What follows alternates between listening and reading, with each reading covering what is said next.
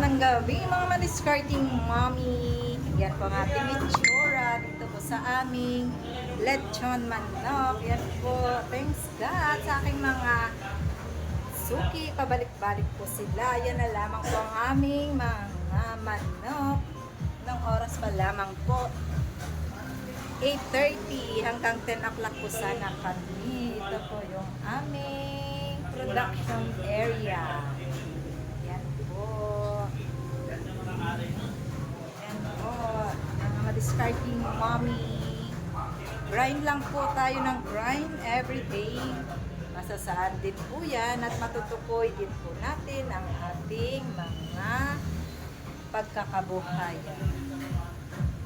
Mga madiscarding mommy, konting tip lamang po sa mga gustong magninegosyo about sa chicken po. Malaki po ang kitaan sa chicken, kaya kung ako po sa inyo mga madiscarding mommy na nasa bahay lamang po, pagtiyagaan nyo po kung paano po kayo kumita sa lutong ulam o di kaya sa mga lutong merienda kahit nasa bahay lamang po kayo. Yan po ang aming mga display area, kaya lang po ubos na talaga po kasi pagabi na rin po talaga. Madalas po kasi ang bilihan ng mga tao ay mga papunta na po sa hapunan. Madalas din po pag alauna hanggang alas 3, alas 4, wala pa po yan masyadong bumibili, pero pagdating po ng panghapunan, unti-unti na po yan dumadami ang aming mga customer. Yan po, di na po ako lumabas kasi yung aking pong itsura. Yan po ang inyong madiscarding mommy.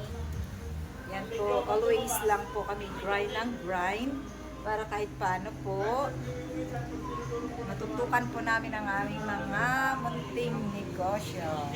At saka itong aming munting negosyo po, nakakapagbigay tulong din po sa mga ibang mga tao na walang hanap buhay. So, yun lamang po mga madiscarding mommy. Muli, magandang gabi.